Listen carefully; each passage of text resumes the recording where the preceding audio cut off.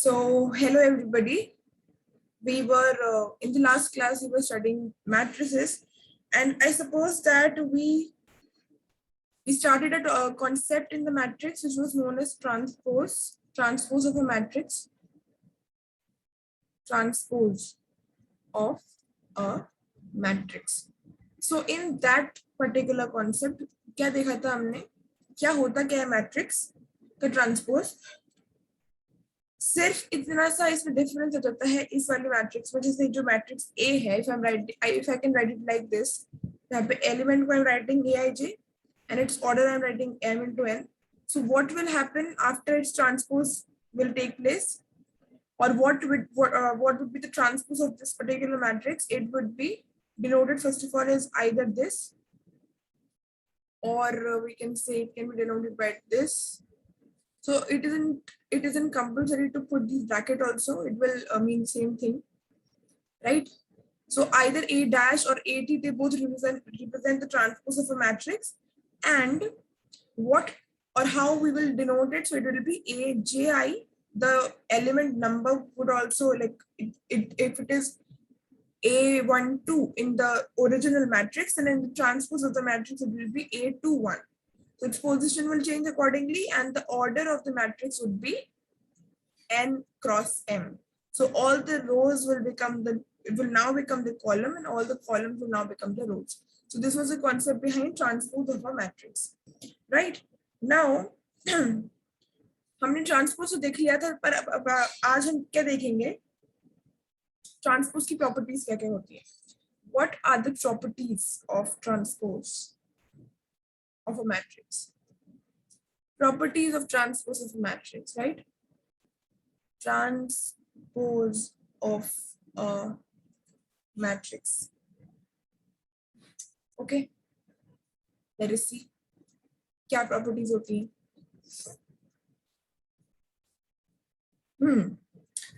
सबसे पहली प्रॉपर्टी क्या होती है? सबसे पहली प्रॉपर्टी होती है, the first property is that the transpose, like if I'm writing A, this is the A transpose, right? इसका भी अगर मैं ट्रांसपोज करना चाहूँ, if I want to do transpose of this matrix also, so what it would be? It would be A, which means अगर मैंने एक बार transpose कर दिया, like this is the one time transpose, ठीक है, A मैट्रिक्स का transpose है ये ऑलरेडी, और ट्रांसपोज का भी मैंने ट्रांसपोज कर दिया, तो I will get the original matrix back. मतलब मैंने अगर एक बार मैं यहाँ से यहाँ पहुंच गई, ठीक है, और उसके बाद फिर से इसका मैंने अगर फिर से ट्रांसपोज कर दिया, तो फिर से मैं यही पहुंच जाऊंगी इसी वाली मैट्रिक्स पे. तो अक्षत, इज दिस थिंग क्लियर कि अगर मैं एक ही मैट्रिक्स को दो बार ट्रांसपोज करूँ तो we will get the original matrix back? Yes, Didi. Okay, so this is what the first property of transpose is. Now your homework is actually that you have to bring an example. Like for example, take this matrix A to be 1 2 0 0 2 1 3 2 0. Okay, take A matrix as this, and now find its transpose. तो सबसे पहले transpose निकालना. Transpose आ जाए तो उसका 1 2 3 क्या 1 2 3 2 0 2 0 1 0. बिल्कुल बिल्कुल, हाँ हाँ. ओके, तो अब ठीक है, उसमें होमवर्क की जरूरत नहीं, निकाल लेते हैं. ए ट्रांसपोज होगा हमारे पास 1 2 3 2 0 2 0 2 0 1 0. करेक्ट, वेरी गुड, है ना? तो ये हमने एक बार ट्रांसपोज निकाला, तो this is the value we got. Now when we do, like अगर हम इस वाले ट्रांसपोज का भी ट्रांसपोज कर दें, तो हमें क्या 1 2 0 2 0 1 3 2 0. परफेक्ट. तो ये वाली जो है, जो कि है ए डैश डैश, मतलब ए ट्रांसपोज का ट्रांसपोज वाली जो मैट्रिक्स है, and this matrix which was originally A, so are they equal? क्या दीदी? ये वाली मैट्रिक्स ए मैट्रिक्स जो है, और एक ही वाली जो है ए ट्रांसपोज का ट्रांसपोज वाली जो मैट्रिक्स है, आर दे इक्वल? यस दीदी. So that is how we can prove this particular property. ठीक है, तो हमने ऐसे ही प्रूव भी कर ली. So this was the first property of transpose of a matrix, कि what happened here. Now talking about the second one, So I'm writing it here. What is second property? It is very simple. अगर ये जो k है, first of all this is k. एक minute. And write it again.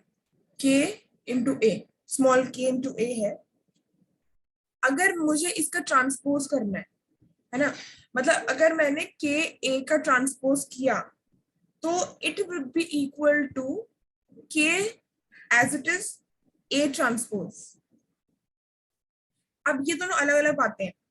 यहाँ पे मैंने के A का ट्रांसपोज किया, मतलब ये जो पर्टिकुलर मैट्रिक्स है वो ए नहीं है, वो स्केलर मल्टीप्लिकेशन ऑफ के विद इन ए है फर्स्ट ऑफ ऑल, एंड उसका हमने ट्रांसपोज किया है.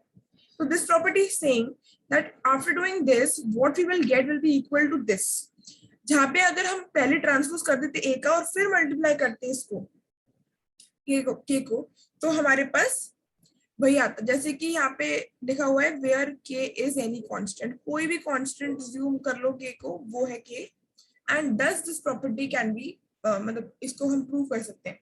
तो देखते हैं हम कैसे इसको प्रूव करेंगे. Let us see. Can I take the next page? Yes, दीदी. ओके, अब देखो हम कैसे प्रूव करेंगे इसको. It is very simple. जैसे के की कोई भी वैल्यू बोलो, कोई भी कांस्टेंट बोलो अपने मन से.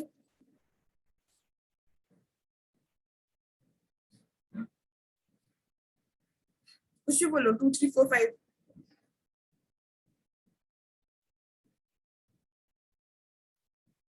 ओके, मैं ले लेती हूँ, कोई बात नहीं. तो के की value I am taking as 1. No दीदी. क्या लूं के की वैल्यू?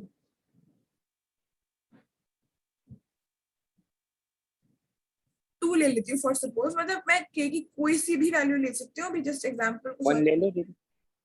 नहीं, 1 ले सकते हैं, पर हमारा जो पर्पस है वो सॉल्व नहीं होगा. मतलब 1 में मल्टीप्लाई करके फिर हमें मिलेगा क्या? हमें तो वो वाली जो प्रॉपर्टी है कि के ए ट्रांसपोज सॉरी के ए वैल्यू जो है इसका अगर मैं ट्रांसपोज करती हूँ तो it would be equal to k into A transpose. तो मुझे ये वाला दिखाना है. तो के के साथ मल्टीप्लिकेशन करना है मुझे. अब मैं के को 1 लूंगी तो वो जो पर्पस है वो सॉल्व नहीं हो पाएगा शायद. इस वजह से I am taking some other number than 1. Okay, I am taking k as 2 here. अब देखो. ओके दीदी. अब देखो के ए. और अच्छा, मुझे मैट्रिक्स भी लेनी पड़ेगी. ए कौन सी मैट्रिक्स लेते हैं? सो लेट मी सी दैट मैं कौन सी मैट्रिक्स लूं. जैसे कि मैं फॉर एग्जांपल ए लेती हूँ 1 2 0 3 2 1. ठीक है, मैंने ये वाली Okay. मैट्रिक्स ले ली ए 3 क्रॉस 2 ऑर्डर की. अब मुझे सबसे पहले क्या फाइंड आउट करना है? के ए. ये मल्टीप्लिकेशन, स्केलर मल्टीप्लिकेशन नॉर्मल, तो मैं 2 लिख दूंगी और लिखूंगी 1 2 0 3 2 1. And what would I get here? I would get 2 4 0 6 4 2. ये मिल जाएगा मुझे.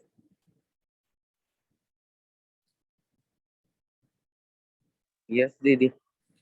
आप बताओ कि इसका ट्रांसपोज क्या होगा इस वाली मैट्रिक्स का?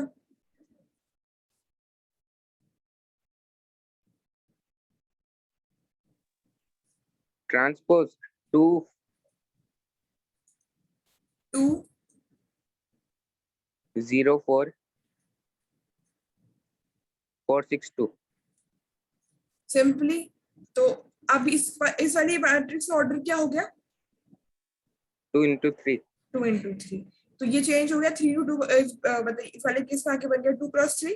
और हर एक एलिमेंट का जो नंबरिंग थी आई जे, वो भी अब जे आई हो गया है. ठीक है, अब we have got our LHS for suppose. जैसे हमें ये वाली जो इक्वेशन है ये प्रूव कर रही थी कि वही के ए का transpose will be equal to k A transpose. ठीक है, मुझे ये प्रूफ करना है. तो एलएचएस की वैल्यू मैंने निकाल ली. LHS comes out to be this. अब देखते हैं आरएचएस भी ये आता है क्या. अगर एलएचएस और आरएचएस की वैल्यू बराबर आ गई तो that means that this particular property is true, otherwise it is not. Let us see K A transpose. तो अब मुझे क्या करना है? पहले मुझे ए ट्रांसपोज निकालना है, उसमें मल्टीप्लाई करना है के. तो ए ट्रांसपोज निकालते हैं. ए तो मुझे दे ही रखा है. ए ट्रांसपोज क्या हो जाएगा बताओ? A transpose 102 102 231. 231. Okay. So this was 3 cross 2 and this now becomes 2 cross 3. Okay. Now अगर हमें k a dash निकालना है तो वो क्या हो जाएगा? k is 2 for I suppose. तो 1 2 0 3 2 1. ठीक है. What it becomes? It becomes this. तो क्या जो और हाँ ये RHS वैल्यू निकाली मैंने अभी तो क्या LHS और RHS इक्वल है? Yes, Didi. Equal Both are है, equal. equal है, both are equal. So LHS is equals to RHS. Thus we can say that this property also And so, satisfied. ठीक है, बिल्कुल सही है. तो फर्स्ट प्रॉपर्टी हमने देखी थी जो थी हमारी A ट्रांसपोज का transpose will be equal to A. ये डैश भी हो सकता है, टी भी हो सकता है, वो दोनों एक ही बात है. ये एक थी और एक दूसरी ये कि अगर हम पहले मल्टीप्लाई करते हैं नॉर्मल मैट्रिक्स में के को और फिर ट्रांसपोज करें तो it would be equal to this. ये दोनों समझ में आ गई? yes, Didi. Okay. Talking about the next property of transpose that is seen is अगर मैं ऐसे करूं A plus B का transpose is equals to what? A plus B का ट्रांसपोज किसके बराबर होता है? तो very easily it is equals to A transpose plus B transpose. ठीक है. A plus B का transpose is equals to A A transpose. transpose plus B transpose. For example अगर मैं बोलूं कि है ना राम और सीता जी की जय. ठीक है, राम और सीता जी की जय. तो इधर क्या हो जाएगा? राम जी की जय और सीता जी की जय. जय. तब पूरा बोलो. राम जी और सीता जी की जय तो हो जाएगा राम जी की जय और सीता जी की जय. ठीक है, तो ऐसे हमें समझ में आ गया कि A प्लस बी का ट्रांसपोज अगर हमें निकालना है तो हम A transpose plus B transpose कर देंगे क्योंकि जय हम दोनों के लिए सेपरेटली भी बोल सकते हैं, साथ में भी बोल सकते हैं. तो इस तरीके से क्या होता है अब हम इसको भी प्रूव कर सकते हैं आराम से. कोई सी भी मैट्रिक्स ले लो. अभी जैसे मैं 2 क्रॉस 2 की अगर ले लेती हूँ, हाँ 2 क्रॉस 2 की ले लेती हूँ. 1 2 3 4 A B मैंने ले ली. B बताओ क्या लूं? 3 2 4 1. 3 2 4 1. ठीक है, ये मैंने 2 क्रॉस 2 की मैट्रिसेस ले ली है. So let me see now A plus B क्या होगा? बताओ बताओ. 4 4 7 5. 2 क्रॉस 2 की आ गई. Now if I have to find its transpose, जैसे ही मुझे LHS में चाहिए तो इसका ट्रांसपोज मेरे पास हो जाएगा 4 7 4 5. करेक्ट. और इसमें क्योंकि ऑलरेडी 2 क्रॉस 2 ही है तो उसमें चेंज 2 क्रॉस 2 मतलब वो रोजो कॉलम से एक्सचेंज हो गई है पर ऑर्डर इसमें सेम ही रहा.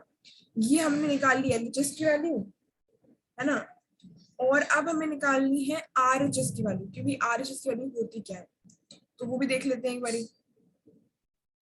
RHS क्या होगा? A ट्रांसपोज सबसे पहले में निकालना है. A ट्रांसपोज क्या होगा?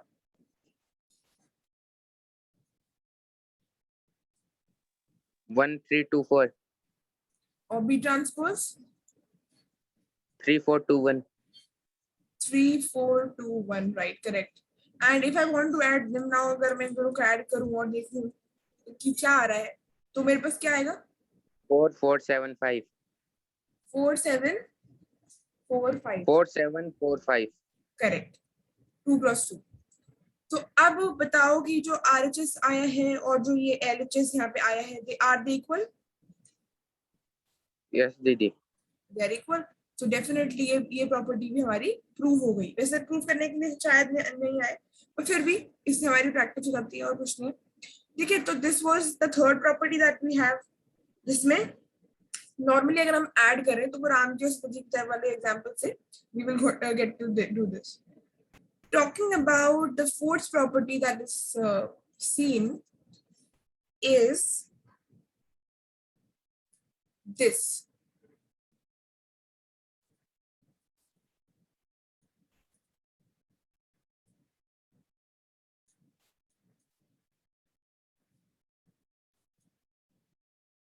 ए बी का ट्रांसपोज, ए बी का होल का transpose is equals to B transpose and A transpose. Now you have to remember one thing.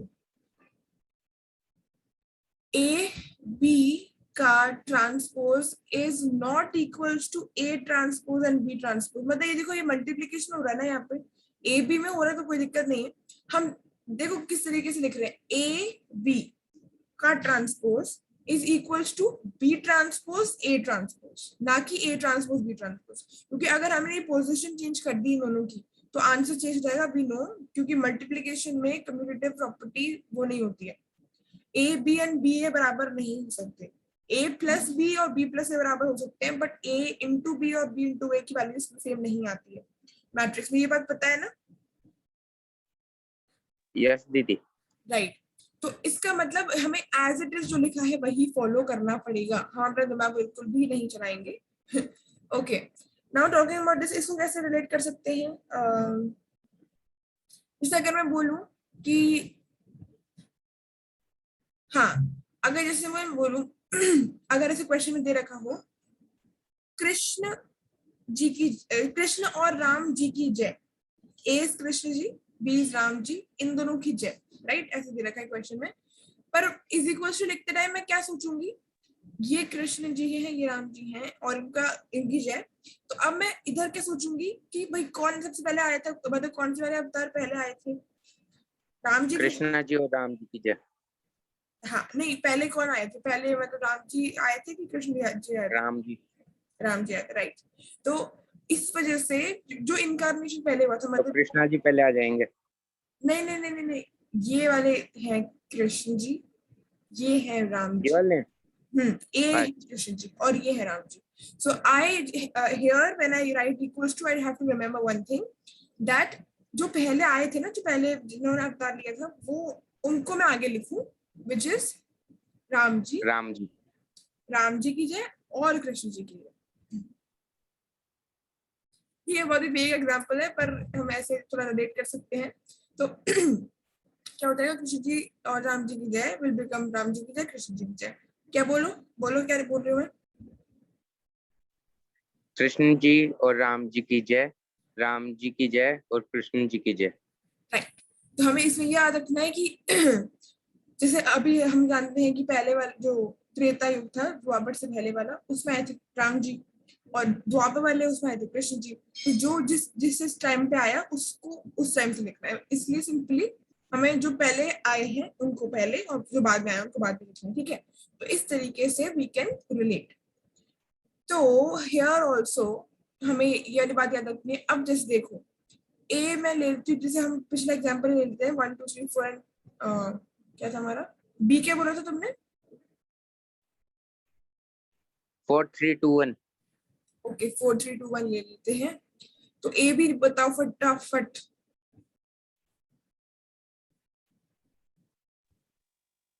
4 hmm 4 plus 4 हम्म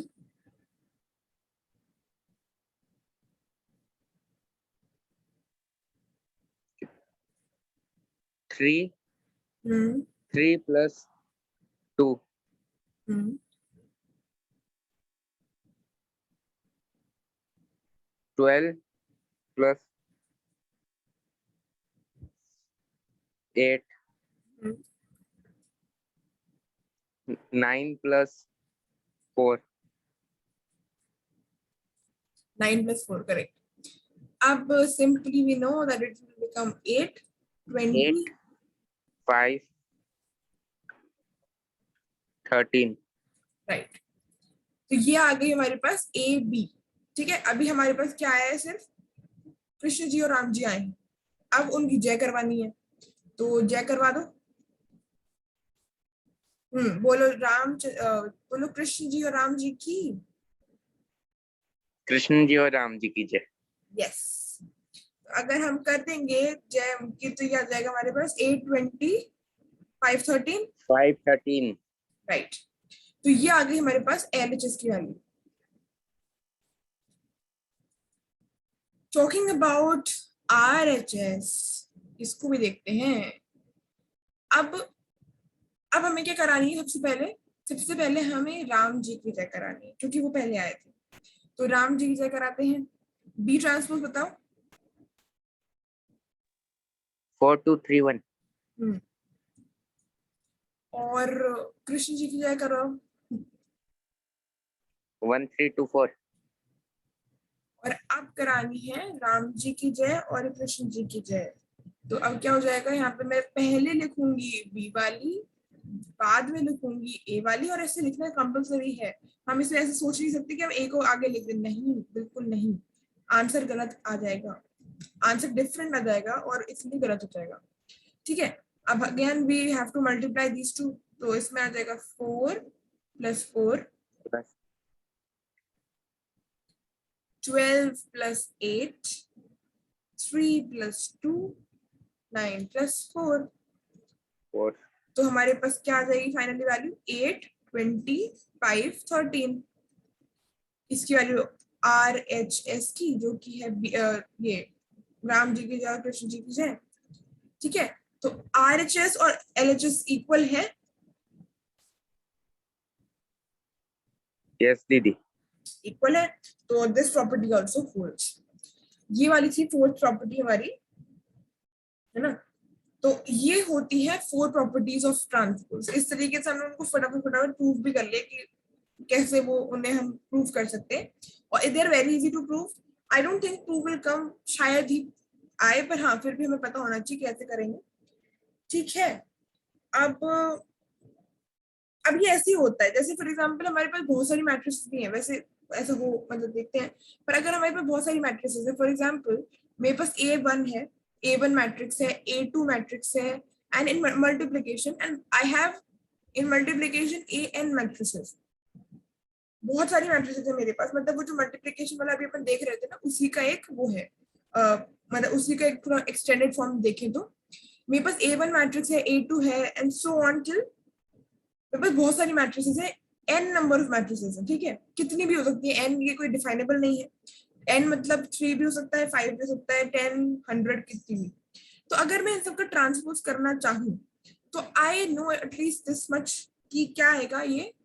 पहले जो भी लास्ट वाली है उसका ट्रांसपोज लिखेंगे, उसमें एन मल्टीप्लाई करते जाएंगे।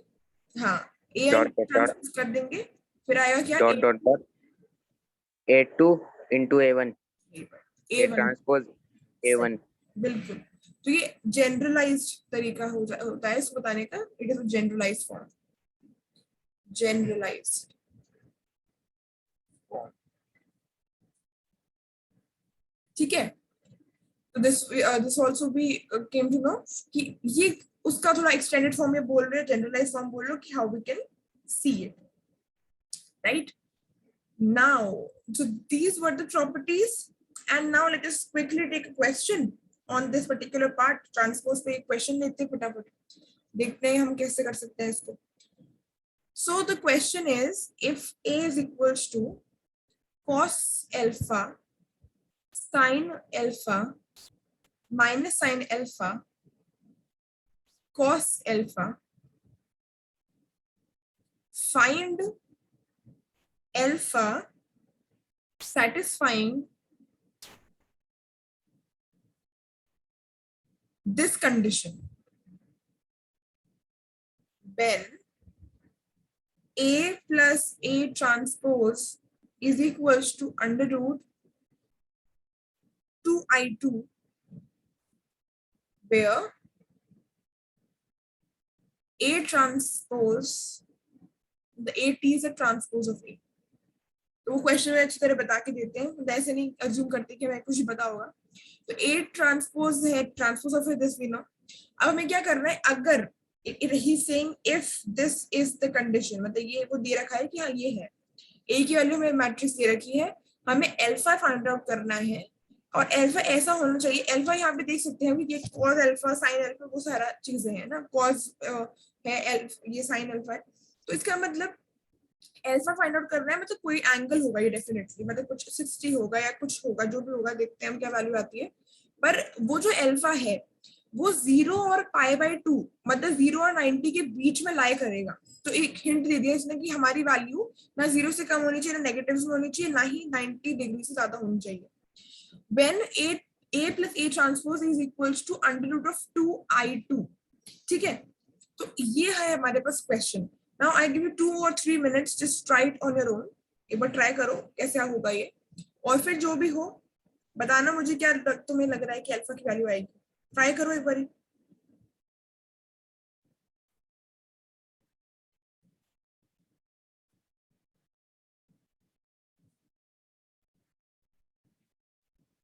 जब ट्राई कर लो तो मुझे बता देना, ठीक है।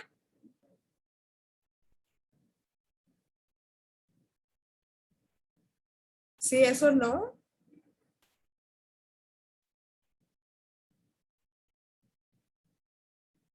अक्षत कहाँ गया वो? नो दीदी। नो, बताओगे नहीं कि कब कर लिया कि नहीं? मैं ये बोल समझ रही हूँ में नहीं कि आया दीदी कैसे। अरे ऐसे कैसे समझ में नहीं आया? देखो ए की वैल्यू एक बार आप। ए की वैल्यू दे रखी है, अल्फा फाइंड आउट करना है, तुम्हें सिंपली इस वाले कंडीशन में वैल्यूज पुट करनी है। ए तुम्हें पता है, ए ट्रांसपोज निकालो, इन दोनों को ऐड करो, ये जो भी बोलना चाह रहा है 2i2 we know what it is, identity matrix of order 2, तो इस वाले को करके देखो, ट्राई करो, ठीक है। 2 मिनट है, you have okay 2 minutes, try it, और try to find out the value of alpha. दिमाग ओके दीदी। लगाओगे तो तुम्हारा दिमाग और ग्रो करेगा ना। So till the time you are telling me the answer, let me just pause this recording.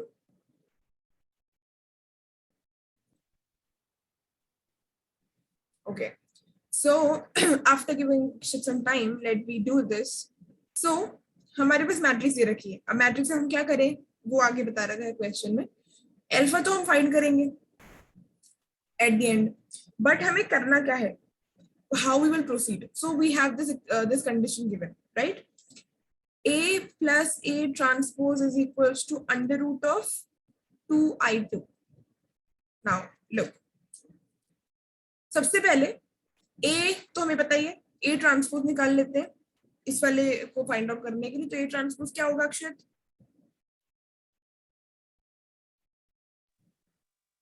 Cos alpha minus sine alpha cos alpha. Correct, ये हमारे पास हो जाएगा A transpose. Now A plus A transpose निकालना है अगर मुझे, A plus A transpose, तो अब वो क्या होगा, ये हो जाएगा cos अल्फा, मतलब A की वैल्यू अगर मैं लिखूं तो इट वुड बी दिस, है ना, और if I add A transpose in it, cos alpha minus sine alpha cos alpha. Very good, अब मेरे पास यहाँ पे आ जाएगा 2 cos alpha after adding them 0 minus 2 sin alpha. 2 cos Okay, alpha. no. I wrote wrong.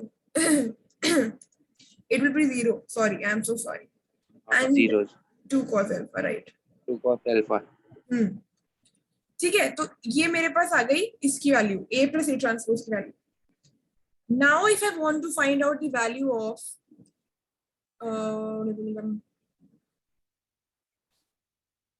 अगर मुझे अब √2i2 की value निकालनी है, तो एक बात बताओ मुझे कि √1 क्या होता है?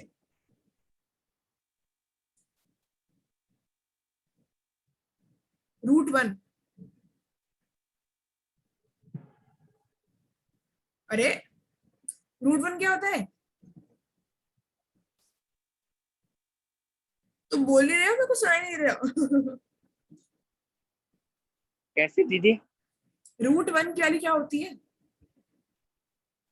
रूट 1 1 into 1 रूट 1 की वैल्यू होती है 1 सिंपली, ठीक है। वो 1 ही नॉर्मली 1 मतलब रूट 1, अब ये 1 के साथ हम कुछ भी करें, 1 को कितनी भी बार मल्टीप्लाई कर दो। अब इसका क्या मतलब है, रूट 1 का क्या मतलब होता है, 1 की पावर हाफ, है ना। हाँ अब 1 की पावर हाफ हो या 1 की पावर 100 हो, it doesn't matter, it will be 1 only. So we know that in the matrices, in the case of the matrices, I जो है हमारा आइडेंटिटी मैट्रिक्स है, वो किसी भी ऑर्डर की हो, 2 ऑर्डर की हो, 3 ऑर्डर की हो, किसी की भी हो, but what does it represent here, 1। सो अगर मैं इसको अंडर रूट 2 I2 भी लिख दूं नॉर्मली, क्योंकि अगर मैंने I2 जो है, अगर उसको अंडर रूट के अंदर लिखूं बाहर लिखूं कोई फर्क पड़ेगा, 1 को अगर अंडर रूट के नो दीदी सेम ही बात बिल्कुल एक ही बात है। तो इसलिए क्योंकि अंडर रूट I2 की वैल्यू I2 ही होगी, that is why I can write it like this, under root 2 I2। So what does it mean, it means that मुझे रूट 2 जो है उसमें बताइए, हमें स्केलर मल्टीप्लिकेशन करना पड़ेगा। I2 क्या होगा बताओ। I2 1 0 0 1 I2 ये हो गई हमारी 2 क्रॉस 2 या फिर 2 ऑर्डर की आइडेंटिटी मैट्रिक्स। तो इट बिकम्स रूट 2 सॉरी एक मिनट, चलो ठीक है, हाँ रूट 2 0 रूट 0 रूट 2 ओके। अब क्या बोल रहा है क्वेश्चन में, ये कंडीशन गिवन है ये वाली, A प्लस A ट्रांसपोज मैंने निकाला था टू बी दिस, ये जो RHS है इस केस में हमने निकाला टू बी दिस, ठीक है। यस अब दीदी हमें मेरा यहाँ तक हो गया, सॉरी मेरा यहाँ तक हो गया था। अच्छा, अब देखो इस क्वेश्चन में क्या बोल रखा है, व्हेन, मतलब ये दोनों बराबर है, तो क्या मैं इन दोनों को इक्वेट कर दूं हम, यस दीदी कर सकती हूँ। तो let me just equate them. पहला है 2 cos अल्फा, ये यही वाली जीरो मैट्रिक्स थी ना पहले, हाँ यही थी, रूट 2 0 0 रूट 2 करेक्ट। अब अगर मैं इन दोनों को इक्वेट कर सकती हूँ तो डेफिनेटली वी कैन सी कि अगर ये दोनों बराबर हैं, इक्वल मैट्रिसेस हैं, तो this element and this element are coming zero, this element and this element are coming zero। so अब हम इन दोनों को अगर इक्वल करें तो 2 cos alpha comes out to be root 2। तो cos alpha की अगर मुझे वैल्यू निकालनी है तो क्या हो जाएगी, वो रूट 2/2 हो जाएगी, कोई दिक्कत तो नहीं है। यस दीदी अब रूट 2 है और ये 2 है, तो क्या मैं इसे ऐसे कैंसिल कर सकती हूँ, यस दीदी 1 अपॉन रूट 1/√2। अब मुझे ये बताइए आप अक्षर जी कि cos, मतलब ये जैसे अब हम ऐसे लिखते हैं जनरली कि अगर ये cos अल्फा है तो मुझे इसको इक्वेट करना है, तो ये कौन सी cos की वैल्यू है, मतलब मैं इसे क्या लिख सकती हूँ, cos what, cos 1 upon root 2 मतलब नहीं cos का कौन सा एंगल होता है जिसकी वैल्यू ये होती है, cos का 0 1 45। 45 so cos 45, और I can instead of writing 45 I can also write एक मिनट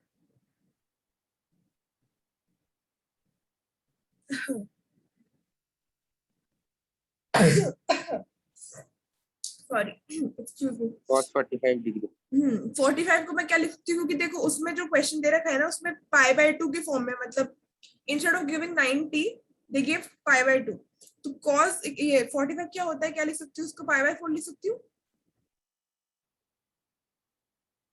कैसे लिखा मैंने π/4, जैसे अगर π/2 लिखना था मुझे, π/2 का मतलब 90 समझते हैं, क्यों, क्योंकि अगर मैं इसे 180/π से मल्टीप्लाई करूंगी तो मेरे पास क्या आएगा, 90 आ जाएगा। 90 अगर मुझे अब देखो, अब अगर 180/π आई नो कि इसमें मुझे मल्टीप्लाई करना है और लाना मुझे 45, ठीक है। तो मैं क्या क्या चीज होनी चाहिए, लेट सपोज x, मतलब ये हमें पता नहीं है, अगर बाई चांस क्या होना चाहिए, तो लेट सपोज कि वो x है, x की वैल्यू मैं कैसे निकालूंगी, 45 into pi divide by 100, sorry 180 कर दो तो आ जाएगा ना। यस दीदी आ जाएगा। तो अब ये 45 और ये कितने टाइम्स कैंसिल होते हैं? 4 टाइम्स। 45 4 4 से होता है 180, pi/4 पाई/4 आ गया।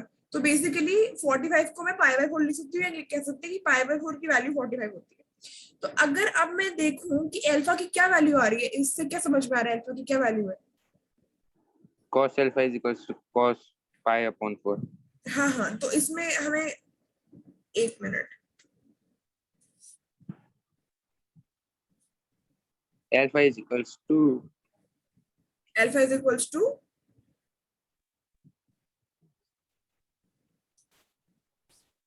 अरे कॉज है, ये कॉज है, तो तो अल्फा की alpha वैल्यू pi/4 पाई/4।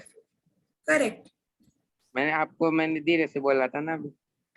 अच्छा, धीरे से बोला था क्या? वो मेरे को सुना नहीं दिया, सो सॉरी। ओके, तो अब ये आ गई बात समझ में कि अल्फा की वैल्यू क्या आ गई? pi/4 पाई/4। pi/4 तो अगर ये पाई/4 आ गई है, तो अब देखो क्वेश्चन क्या बोलना चाह रहा था हमसे, हमें अल्फा की वैल्यू फाइंड आउट करनी थी, और वो अभी हमने फाइंड आउट की टू बी पाई/4। तो क्या ये सेटिस्फाई कर रही है इस कंडीशन को? क्या पाई/4 0 और पाई/2 के बीच में आता है? यस दीदी। आता है, बिल्कुल आता है। 0 और ये कंडीशन दे रखी थी, और ये कंडीशन बिल्कुल फुलफिल हो रही है अगर मैं अल्फा की जगह पाई/4 को रखूं। सो ये, क्योंकि ये 45 डिग्री है, ये 90 है, मतलब ये हमें पता ही है बात, यस और ये दीदी। 0 है। तो डेफिनेटली वी नो कि 45 जो है वो 0 से तो बड़ा है पर 90 से छोटा है, तो ये वाली क्वेश्चन, ये वाली जो चीज थी वो भी हमारी सेटिस्फाई हो रही है। ठीक है, तो यस दीदी। यस, तो आज मतलब हमने ट्रांसपोज को एक बार रिवाइज किया कि what was transpose, then we saw the properties of the transpose, that what are the four, और हाँ, 4 प्रॉपर्टीज क्या होती हैं उसकी। तो हमने वो देखी कि सबसे पहले तो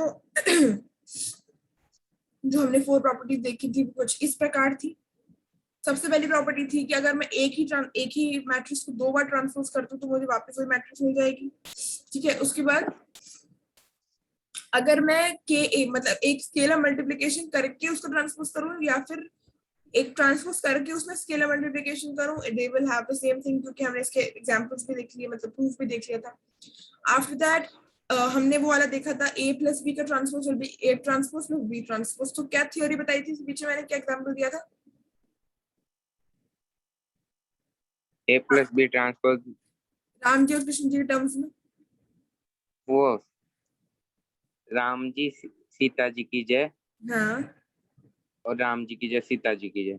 हाँ, तो ऐसे बताया था कि राम जी और सीता जी की जय will be equal to Ram ji की जय प्लस सीता जी की जय।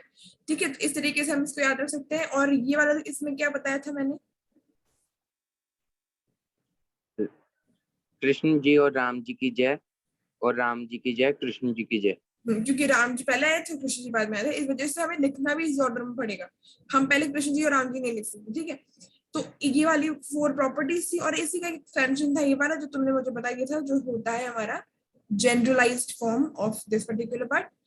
फिर हमने ये वाला क्वेश्चन देखा जिसमें हमें अल्फा की वैल्यू फाइंड आउट करनी थी।